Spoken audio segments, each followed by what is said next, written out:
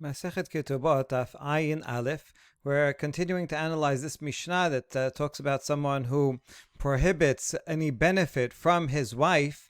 If it's up to 30 days, then he can remain married and get a third-party trustee to feed her in the meantime. But more than that is unsustainable. Then we see the Yehuda who disagrees. We're going to question, he seems to actually agree regarding a Yisrael, because he just says a Chodesh for 1 month, that's fine. That 1 month sounds the same as 30 days. But for 2 months, then he has to give it Ketubah. The Yehuda adds that regarding a Kohen, we give him a little bit more leeway, and even if he vows that he will not give anything to his wife for 2 months, if he's a Kohen, they can remain married, because then otherwise he won't be able to remarry her. So for a Kohen, we give him more time, but if he says it for 3 months, that is totally unsustainable, even for a Kohen, and he has to divorce her and give her a ketubah. Oh, now we're going to ask, what's the difference between Tanakama and Rabbi Yehuda? 30 days and 1 month sound like they're the same thing. So Rabbi Yehuda Omer b'Yisrael chodesh echad v'chol hainu Tanakama. Is that the same as the first opinion? 2 answers. Amar Abaye kohenet atala shmo inan. Yes, in fact, it is the same, but Rabbi Yehuda simply wants to come and add the law about a Kohen. So it sounds like Tanakama would say, no matter who, Yisrael or a Kohen, they get 1 month. More than 1 month, he's going against his ketubah responsibilities. He has to feed her. He's not feeding her. Whereas Rabbi Yehuda agrees with Israel, but disagrees with her regarding a Kohen. Rava Amar Chodesh Maleh v'Chodesh Chaseri Kabenaihu. Rava says no, it's actually just a 1 day difference. Since Tanakama said 30 days, and that's in a complete 30 days, even though a month sometimes is 29 days and sometimes is 30 days. So in a month that is Chaser, it's only 29 days, according to Rabbi Yehuda, he would be able to remain married to her for that 29 days, but the 30th day would not be sufficient, would not be good. He would have to divorce her, whereas, according to Tanakama, he can feed her through a third party for 30 days, not just for 29. Amarav, lo shanu ela bim faresh. We only learned this 30-day time frame that he can go and appoint a trustee when he specifies the amount of time. When he actually says, listen, I'm angry at you. I'm not going to allow you to have any benefit for 2 weeks or 3 weeks. If he says the amount of time, then he can wait that long, or up to a month. He can wait that long and use a trustee, and then so then that's fine. Aval bistam yosil altar. But if he gives no upper limit, he just says you are prohibited to get any benefit from me forever. Well, in that case, immediately he has to give her a get, v'yiten ketubah, and pay the ketubah immediately. In other words, he doesn't even have, since he didn't give a limit, an upper limit, so he doesn't get the 30-day leeway that he can use a trustee, and he has to give the get right away. Shmuel says, even if he says more than 30 days, he says unlimited, I'm never going to let you have any benefit from me. Still, he can wait to give her the get and pay the ketuvah for 30 days and feed her through a third party. Why? Shema Yimsa, because maybe he'll be able to undo his vow. He'll go to sages and he'll say, I didn't realize the consequences of my vow. I would not have made it. And so we give him a chance to undo his vow during those 30 days. Okay, so that's Machlok between Rav and Shemuel. We're familiar with this. We already heard that Rav and Shemuel argued with each other in a similar case. Someone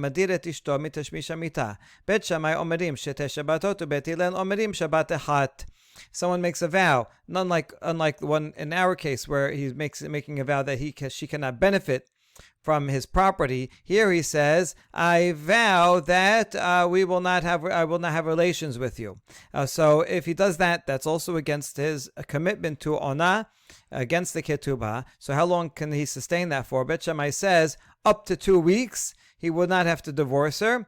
And Bet Hillel says only up to a week. He has to be with his wife at least once a week, and therefore a week or more he has to divorce her and pay the ketubah.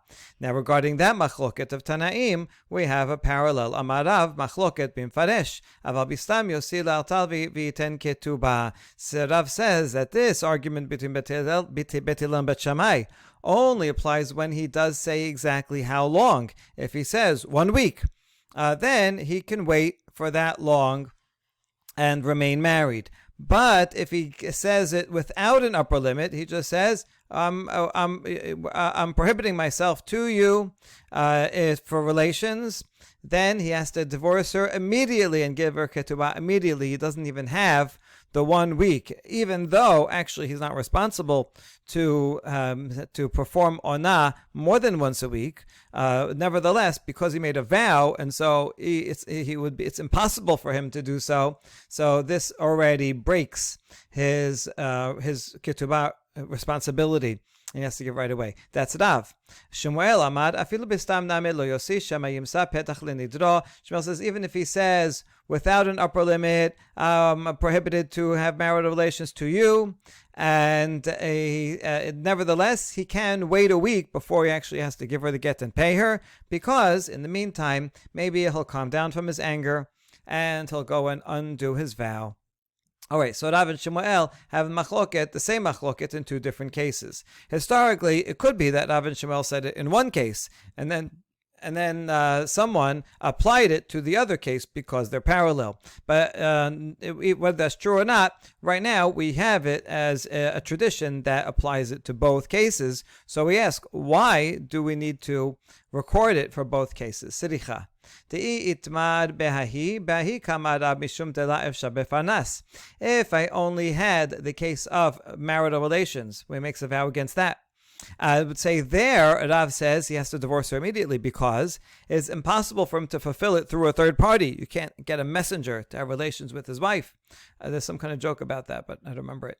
Aval beha, but in the case of this, when he says no benefit to you, then if shabefanas, he can sustain the marriage and his responsibilities through a third party that will give her sandwich. So maybe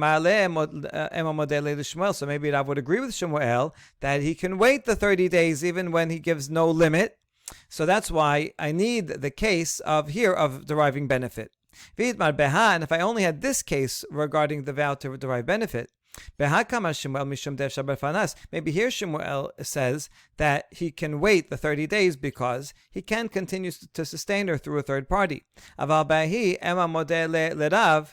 in the case of when he vows against marital relations, where he can't do it through a third party, maybe even Shmuel would agree with Rav that he has to divorce her right away. Siricha, that's why I need that case also to teach me that Rav would disagree even in the case of relations and say he can wait the week before he gives her a get. Okay, now we're going to quote the continuation of the Mishnah. Tenana madirat ishto shelo tit'om echad mikol haperot yosi v'yiten ketubah. Right here. This was the next case, and here there's no time limit. Right, here it just says immediately he has to give a ketubah. It doesn't give us 30 days. So let's see what the reason is. So bishlama leRav kan bistam kan bimfaresh. We can explain that according to Rav, this case regarding the fruit is where he gave no upper limit, and that's why he has to divorce her right away. Whereas the first case where he says no benefit from any of my property, that's when he did give a limit. He said 30 days, and that's why he can wait. Okay, so we can understand that. Shmuel Kashyap, according to Shmuel, that even when a person gives no upper limit, he still has 30 days to give a get. So how come in the case of the fruit, he has to give a get immediately?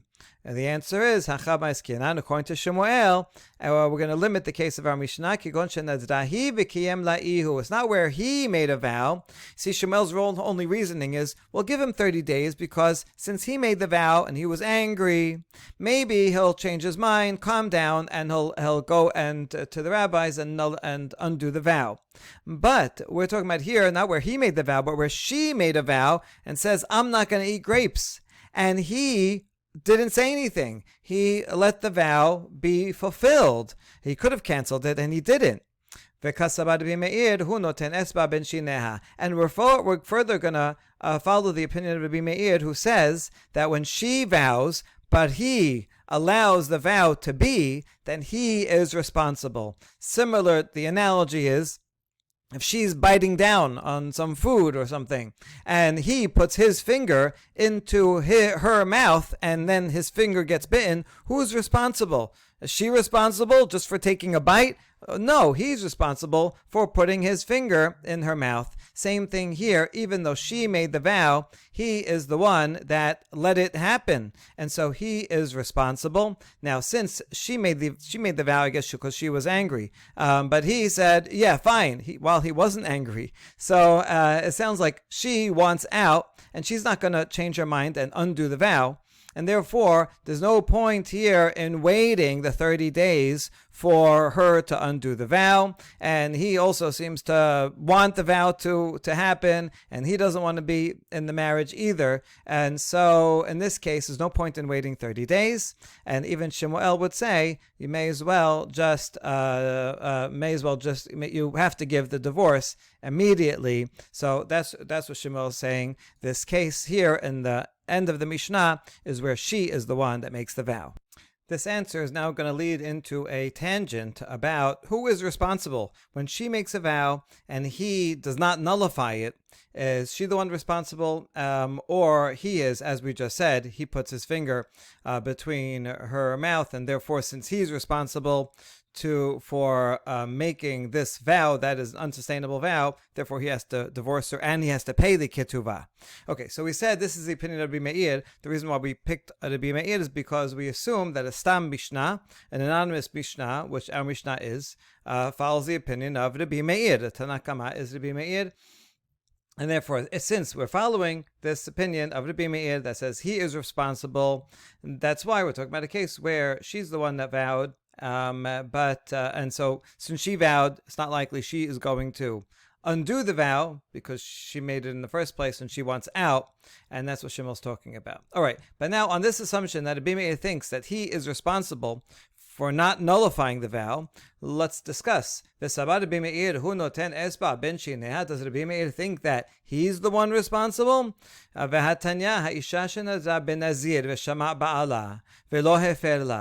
A woman vows that she's going to be a Nazir. The husband is there and hears it, and he does not nullify the vow. So now she's going to be a Nazirah. So Rabbi Meir and Rabbi Yehuda think that she put her finger in her mouth, meaning she bit on her own finger. She is responsible for this vow, even though he didn't nullify it, but she's the one that made the vow. And therefore, if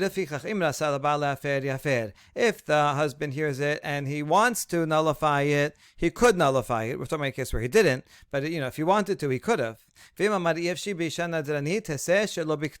Or if he wants, he could not nullify it and say, this is grounds for divorce. I don't want to marry a woman who makes vows and takes upon herself this imposition, and now we can't go to the cemetery together like we like to do. We can't go drinking wine together. And so this is grounds for, he could say, this is grounds for divorce. She is at fault for ruining the marriage by taking this vow, even though he could have undone it. It's not his responsibility, so he can divorce her without a ketubah. So we see here, Rabbi Meir is the one that says it's her fault, not his, as it says over here. So we have a contradiction.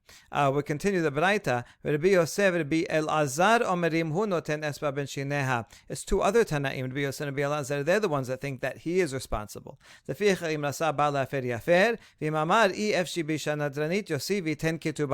Since he is the one responsible for not nullifying it, if he had wanted to, he could have nullified it. And if he doesn't nullify it, and he says, I don't want to be married to a woman who makes these kinds of vows and makes herself a Nazir, he could do that, but he has to pay a ketuvah because he's responsible. He didn't nullify it, so he allowed it to go through. It's like he made, it's the same as if he would make a vow that would make the marriage problematic. So he has to pay. He can divorce her, but he has to pay the ketubah. So that's the question. Rabbi Meir does not think that it's his responsibility here. Epuch Rabbi Meir Rabbi Yehuda Omerim hu noten. So you know what? Let's switch around the opinions of the Braita. We know it's 2 and 2, but let's say Rabbi Meir and Rabbi Yehuda are the ones that say he is responsible, and Rabbi Yosef and Rabbi Elazar will say she is responsible. And so now Rabbi Meir of our Mishnah, who's the Stam anonymous opinion, say he is responsible, and here also in the Braita, he is responsible. Okay, but now that you switch them and puts Rabbi Yosef on the side of her being responsible, but this is going to contradict another our Mishnah. V'sabar Rabbi Yosef hinatena v'hatenan. Rabbi Yosef omer be'aniyot shelo natan kitzba. Let's look at the last case of our Mishnah. It's when someone vows that his wife should not put on cosmetics or perfume or a certain type of perfume. So he divorces her and he has to give her a ketubah. Rabbi Yosef, however, says it depends. If it's a poor person and he gave no upper limit, then he divorces her and gives a ketubah. But if he gave some limit, we'll see in a few minutes what that limit is. If he just said, a couple of weeks, then that's fine, because poor women don't always put on the perfume, whereas for rich people, it's 30 days. Okay, so according to the Rabbi Yosef, who says that there is an upper limit, and otherwise it's his fault, so we're continuing to assume the answer of Shemuel, that she's the one that made a vow, and yet he is responsible to pay the ketubah. Rabbi Yosef is only making a statement about the time limit, but he agrees that even though she made the vow, he didn't nullify it, so he's responsible and he has to pay a ketuvah. So back to here, how could you say that Rabbi Yosef is the one that says that she is responsible for making the vow when he, in the Mishnah, Rabbi Yosef says he's responsible and that's why he has to pay the ketubah? So, all right, let's switch the names again. Okay,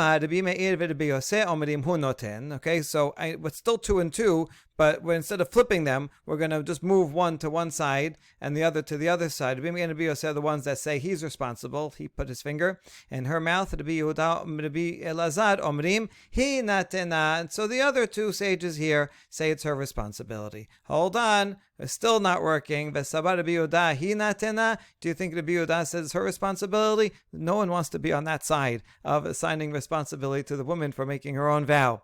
And so Rabbi Yehuda says, look, it's his. V'hatenan Rabbi Yehuda omer b'Yisrael yom echad yekayem. Once again, in our Mishnah, in the previous case, Rabbi Yehuda, in the case where he says you cannot eat a certain fruit, it's actually she says I'm not going to eat grapes, and he does not nullify it. And Rabbi Yehuda agrees with it. He just makes a distinction between Yisrael 1 day and a Kohen 2 days. But he agrees that even though she made the vow, again, we're following the Ukim Tav Shemuel, that she's the one that made the vow throughout the Mishnah. Even though she made the vow, he is responsible and gives a ketuvah. So Rabbi Yehuda also cannot be on that side. Fine, we'll move him over too. Ema, Rabbi Meir, Rabbi Yehuda, Rabbi Yosef Omerim hu noten. All these three sages say he is responsible because he didn't nullify it. Rabbi Elazar Omer hi natena. Rabbi Elazar is alone, saying that she made the vow, so she is responsible and wouldn't get a ketubah. Now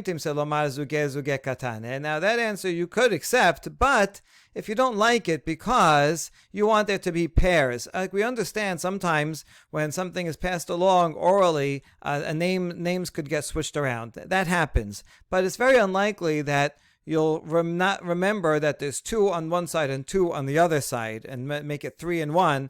If it was 3 and 1, make it 2 and 2. So therefore, we want it to still be balanced and have 2 and 2. So you know what? Take the Rabbi Meir. We were assuming the whole time that Rabbi Meir is the author of our Mishnah, and that's why we put him to the side that says he's responsible. But maybe not. Maybe Rabbi Meir and Rabbi Elazar are the ones that say she's responsible. Rabbi Yehuda and Rabbi Yosef omerim hu noten. For sure, Rabbi Yehuda and Rabbi Yosef, they are named in our Mishnah explicitly and saying that he gives a ketubah. So therefore, they have to say that he's responsible. V'hasetama de like Rabbi Meir. And this anonymous opinion in our Mishnah, the Tanakama, is not Rabbi Meir, even though we have a rule that says Stam Mishnah Kedebi Meir, that's a general rule. Many Mishnayot, maybe even most Mishnayot are to be Meir, but actually it's not a 100% rule. Not all Mishnayot are to be Meir, and so this one is not. All right, good. Now back to the Rabbi Yosef. V'sabar Rabbi Yosef ba'aniyot shelo natan kisba alma ba'al maseh mefer. Rabbi Yosef said that for a poor woman who and he does if she makes a vow, I'm not going to put on adornments, then and without any upper limit, and he does not undo it, then he has to give a divorce. So that would mean that the husband could have nullified the vow if he had wanted. Now, we're going to see a general rule. We were thinking until now that a husband can nullify any vow that his wife makes, but actually that's not true. He can only nullify a vow that will affect the marriage in some way. So we see here that according to the Biyoseh, her not putting on perfume or jewelry is a thing that he could have and therefore should have nullified if he wanted to stay married. So that's why it's his fault if he doesn't. Urminhu. Now we're going to show a contradiction in the Rabbi Yosef's opinion regarding this. Tanakama says, Elu devrim shabal mefer devrim sheyesh bahen ainui nefesh. The following things that a husband can undo where his wife's vow regarding anything that has to do with suffering of oneself. If she makes herself suffer, that affects him too, right? I don't want to be married to someone who is making herself suffer in this way. She says, she makes a vow that she's not going to bathe anymore. She can make the vow in one of two opposite uses of language. She says, I will not derive any benefit from washing if I should wash. So that means basically she can't wash because she can't derive any. Or she makes a vow that says, I will not wash. Either way, she's not going to be able to wash. Or imit kashet, imloet kashet, or she says, I will not derive any benefit from perfume. Or she says, I will not wear perfume. These, according to Tanakama, are things that make her suffer that will affect him too. He doesn't want to be married to someone who doesn't bathe, and so he is allowed to undo those vows. Amar Rabbi Yosef and elu nidre ainui nefesh. But Rabbi Yosef disagreed and said this is not called suffering of the body. Ve'elu henidre ainui nefesh shelo ochal basar v'shelo eshte yayin v'shelo et kashet bebigdei sib'onin. Rather, the following are the ones things that are called personal suffering. If she says, I will not eat meat, I will not drink wine, I'm not going to wear colorful, nice clothing, but only drab, old clothing. In these cases, to exclude the first cases, Rabbi Yosef says, the husband can nullify the vow. Even though actually meat and wine seem like more luxuries than never washing, but nevertheless, the point is that this has to do with her body itself, what she's eating. It affects him because he wants to eat with her. He wants to be able to see her in nice clothing. Whereas, according to the Biyoseh, the washing or wearing perfume is less suffering in a way that will affect the marriage. All right, so the Biyoseh disagrees with these items. Okay, the point here is that the Biyoseh Rabbi Yosef in the Mishnah was talking about a case where she says that she is not going to wear perfume, and the husband could have nullified the vow, and if he doesn't nullify the vow, it's his fault. But according to this baraita, Rabbi Yosef thinks that the husband does not have the right to nullify a vow regarding her adornments. It's not like meat and wine. This is something that is not considered an aspect of her suffering that affects the marriage. So this is a contradiction. Our answer is our Mishnah is not talking about all kinds of adornments and perfume and all that, but rather a specific type of adornment, something that has to do with their intimate relations. It doesn't say it explicitly. It's talking about her removing her hair from her privates. That is something that will affect their private life, and so that's why he does have a right to undo the vow. Okay, fine. This answer will suffice according to the opinion that says this item that's intimate between the husband and wife regarding her removal of her hair, a husband affects him and therefore he can undo the vow. But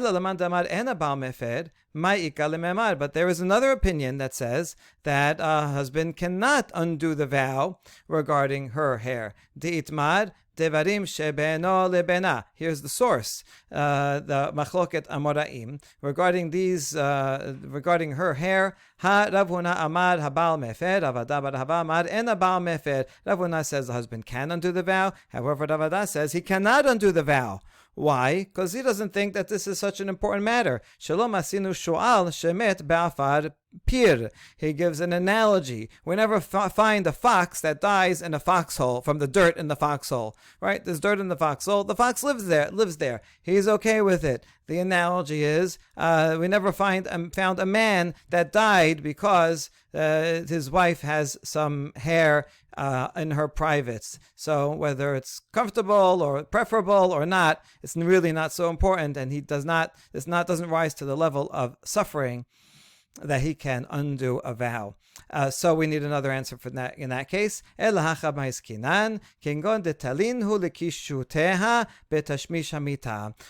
Mishnah is talking about a case, not just that she said, I'm not going to put on perfume, in which case, according to the Bioseh, that's not grounds for him nullifying the vow, but rather in a case where she connects the not putting on perfume with marital relations. She says, if I put on perfume, then I'm not going to have marital relations. And so then she's not going to put on perfume, and now this does affect them. She said, relations with you is forbidden to me if I wear perfume. Kedamar Rav Kahana, and this follows the opinion of Rav Kahana. Damar Rav Kahana, Hanat Tashmishi Alecha Kofa Shammashto. Rav Kahana made a distinction between her exact language. If she said, the pleasure of relations with me is forbidden to you, so then he can force her, not physically force her, but legally, financially, to have relations with him, because she only said that the pleasure of the pleasure that you will have is forbidden to you. Or more precisely, she says, the pleasure of my having relations with you is prohibited to you. So that is not valid, that vow, because she is not allowed to make a vow against her marital obligations. And so this is a basic marital obligation, so the vow is null and void.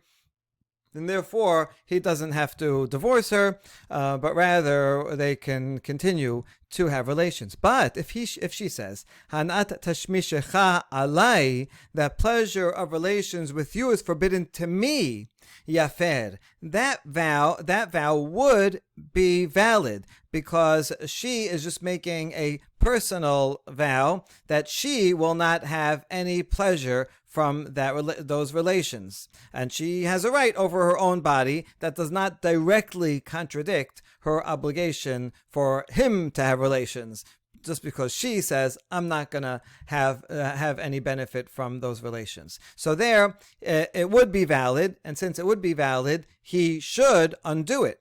Because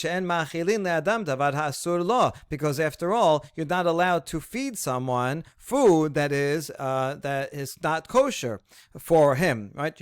You're not just like can't eat pig, you can't feed someone pig. If someone just ate meat, you can't feed them dairy. And the same thing here, even though she made a vow regarding herself that she will not have any benefit from relations, but that would still make him give a problem to him, because he would still not be able to have relations with her, because then by his action would cause her to violate her vow.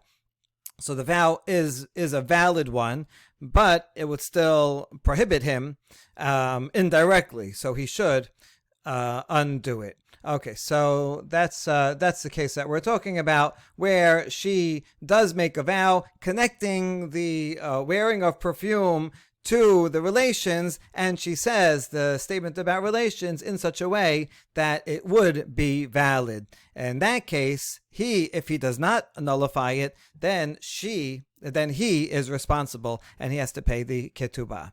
Now we ask, even with that conditional statement, velo titkashet velo te'aser, it still doesn't mean that she will definitely be prohibited. It only says, if I put on perfume, then I will be prohibited from having benefit of relations with you.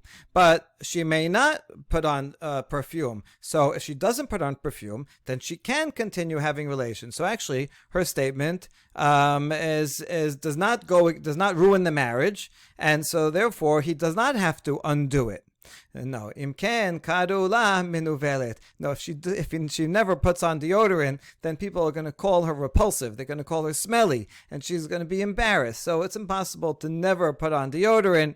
So she's going to end up putting on deodorant at some point, and then she will be prohibited. So in fact, this is a vow that ruins the marriage.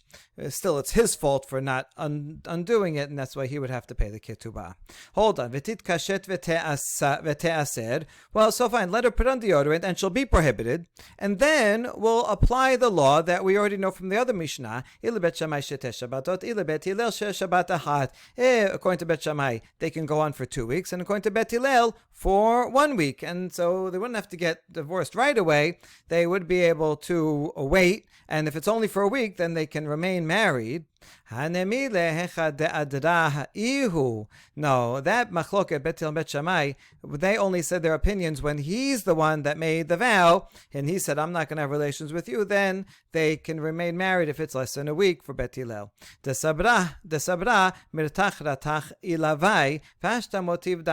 he's the one that made the vow, she thinks to herself, oh, he's very angry at me, that's why he made the vow. But he'll calm down after a couple of days, and then he'll go and undo the vow. That's why they can remain married. But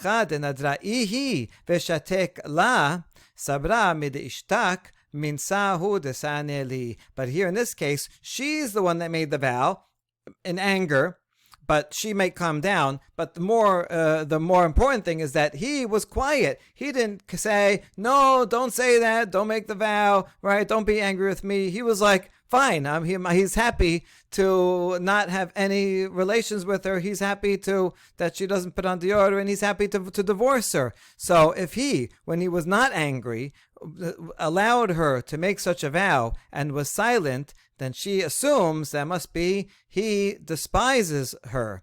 And that's why she assumes that they are going to get divorced and there's no hope for this marriage. And that's why he has to give a divorce and pay immediately. All right, we're now ready to analyze Rabbi Yosef further. Rabbi Yosef omer ba'aniyot shelo natan chisba. If there is a vow between the husband and wife, she made it, that she's not going to wear perfume, but he does not undo it, then this is a problem. Rabbi Yosef, however, makes a distinction between rich and poor. If a rich person is 30 days, they can last without that way. A poor person, even longer, but there has to be some limit. So v'kama kisba, now we say, what is that some limit beyond which one would have to divorce and give a ketubah for per person also? It can't be 100 years because that's the same as forever. So what's the upper limit? Shmuel says 1 year, 12 months. He says 10 years, so much longer. I guess according to him, the poor women do not wear perfume very often, but still 10 years has to be some limit. And so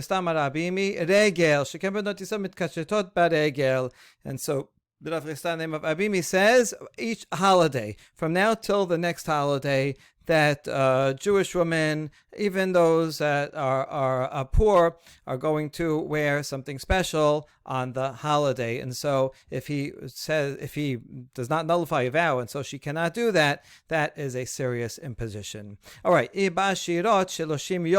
for rich people, 30 days. Why 30 days? I assume if they're rich, then they would want to smell good all the time, wouldn't they? ריחויותיה 30 יום. Because important women, wealthy women, they would still continue to enjoy the smell of their perfume for 30 days. They had some kind of, I guess, very strong perfume that they would smear, maybe some kind of oil they put on their bodies, and it would remain effective for 30 days. Remember, they did not wash all that often, even rich people. All right, and now we begin the next Mishnah. Hamadir et ishto shelo telech lebet abiha.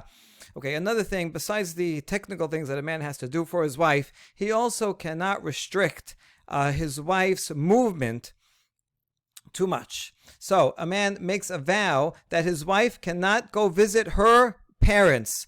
Bisman, he wants her to be home with him, and she doesn't want her going and being connected still with her parents.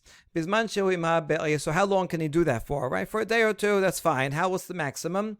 Well, it depends. If her parents live in the same city as they do, then chodesh echad yekayem shenayim yosiv iten ketubah. If he says, I don't want you going to your parents for 1 month, right? If she's going every night, she's going to her parents, like she's not committed to the marriage. She still keeps going home. So he can say, no, I want you to stay home and not go to your parents for 1 month. That's fine. But if he says 2 months, that's too much. She has a right to visit her parents.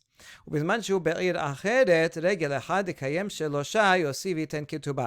if her parents live in a different city, then they don't visit that often. When do you visit? On holidays. So if he says, listen, for the upcoming holiday, I don't want you to go to your parents, that's okay. He has the right to say, I want to spend Pesach together here, and I don't want you going home. But if it's 3 holidays, all 3 regalim, then that's not fair. She has a right to go visit her parents on some holiday, and then he has to give a ketubah. What's missing here is 2. It goes from 1 is not allowed, 1 is permitted, 3 is not allowed. What about 2? The Gemara will ask. Next case, Hamadir et ishto shelo telech lebet ha'abel or lebet ha'mishteh. A man makes a vow forbidding his wife from going to a house of mourning or to a party for a wedding. He doesn't want her going out, socializing. Yosivi ten ketubah. That is not fair to her, and limiting her movement too much. It's grounds for divorce, and it's his fault for making that vow. He has to pay a ketubah. He's like locking the door on her. She's not in jail. She's married, but she can go out and see friends and make mourners happy and enjoy weddings. Okay. However, if his reason is because of something else meaning some promiscuity, he thinks that if she goes to a wedding, it's going to lead to mixed dancing, she's going to flirt with people at the mourning house, then he's permitted to protect her, to protect the marriage. He can. But if it's just to keep her home like in jail, it's not allowed. Amar la al menat shetomri liploni ma she'amarti li or ma she'amarti lach. He makes a vow that you'll be prohibited unless you tell this person what you told me, or what I told you. In other words, he wants her to go be a tattletale, right? And makes a vow, and the vow will be something that will ruin the marriage unless she repeats something that she said to him or that he said to her. So this is not fair. He can't force her to go and be and repeat rumors. Okay. Or if he makes a vow that will force her to fill up a pail and throw it into the garbage. Fill up a pail with dirt and then throw it out. Fill it up and throw it out. In other words, just do manual labor for no reason. It doesn't help anyone in the house. It's not a chore. Just to make her work needlessly. That is also very unfair, not very nice thing to do, and he thereby ruins the marriage, but it's his fault, so he has to give her a divorce, and he has to pay the ketubah.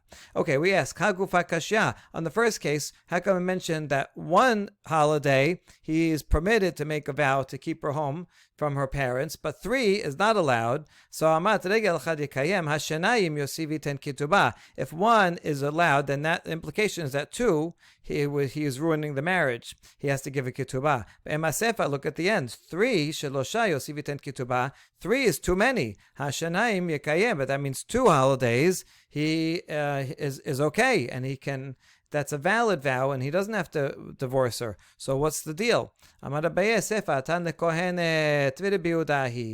that the case of 2, where the implication from the number 3 is that it's okay to have 2. That's talking about when she's married to a Kohen. If she's married to Israel, then 1 is permitted. 2 is already an imposition, and he has to divorce her. But if he's a Kohen, and then we don't want them to get divorced so quickly because he won't be able to take her back, in that case, he can even prohibit her from 2 holidays, but not 3. And that would follow the opinion of Rabbi Yehuda, who in the previous Mishnah allowed a longer runway for Kohanim. Rabba bar Ola Amar la kashya kan beredufa kan beshana redufa. Or another answer, it depends one. One's talking about a woman who is a runner, redufa. She is always running back to her parents' house. She is eager, enthusiastic to see her parents all the time. And in that case, if you tell her that she can't go home for 2 holidays, that's going to be very much an imposition and grounds for divorce because she likes going home. So in that case, she can do 1 but not 2. But if she's enadedufa, if she's not so eager to go home, she likes to see her parents, but she doesn't need to see them all the time. In that case, he can forbid her to visit her parents for 2 holidays, but still not for 3, because even a woman who's not running home all the time still wants to be able to see her parents who live out of town at least for 1 of the 3 holidays. All right, now that we mentioned that when a bride feels at home versus when she keeps wanting to go back to her parents' house, we quote a derasha that compares relationship between Bnei Israel and Hashem like a wife and a groom. As hayiti be'ainav kemoset shalom, in Shir Hashirim says, then I was in his eyes like one that found peace. So what do you mean? What's then and what's found peace? Regarding Bnei Israel and Kadosh Baruch Hu, Amar Rabbi Yochanan, ככלה שנמצאת שלמה בבית חמיה, ורדופה ללך ולהגיד שבחה בבית אביה. Says, Bnei Israel are like a bride who finds peace in her in-law's house. In other words, in her husband's house, or usually the wife would move to where the husband lives, probably in some kind of compound where he and his parents and his siblings all live together.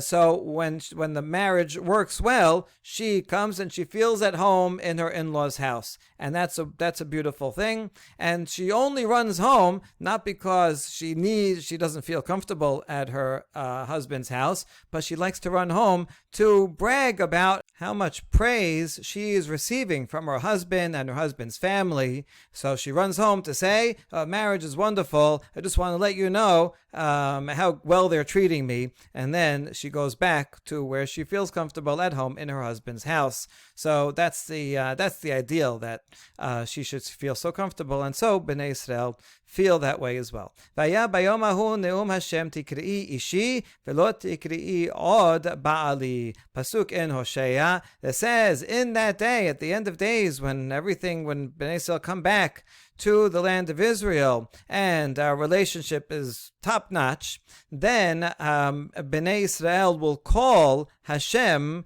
Ishi, their husband. Then you will no longer call me, Hashem says, Ba'ali, my master. Both of these, Ish and Baal, are words that mean husband, but they have very different connotations. A Baal means someone that's an owner. A slave will call his master Baal. And so that's a model of marriage, that the husband owns the wife and kind of forces her to be there, and she'd rather not be there. So that is what it was like in the past when the relationship between Bnei Israel and Hashem were not so good, and people, Bnei Israel, were just serving Hashem out of fear, like a slave and a master. It's a low level. But Hosea is saying, in the future, one day, our relationship will no longer be one that you call me a Baal, but rather Ishi, my husband, more intimate, personal relationship based on love. Amar Rabbi Yochanan kekala bebet hamiha velo kekala bebet abiha. Rabbi Yochanan compares it once again to a bride in her in-laws' house where she feels welcome and comfortable and she wants to be there, and not like a bride who still stays in her father's house, that they're technically married but she keeps going home because she doesn't like to be with her husband and their family. So you see, the ideal is what we say in what it says in Bereshit, Al ken ya'azov ish et aviv ve'imo v'dabak be'ishto v'hayu lebasar echad. And there, it's not only the wife, but the husband also who leaves his father and mother and creates a new unit together with his spouse. And we see here that is the ideal of marriage, that the husband and wife do not remain primarily connected with their parents, but rather leave them to create a new unit, a new nuclear family. Baruch Adonai Le'olam. Amen ve'amen.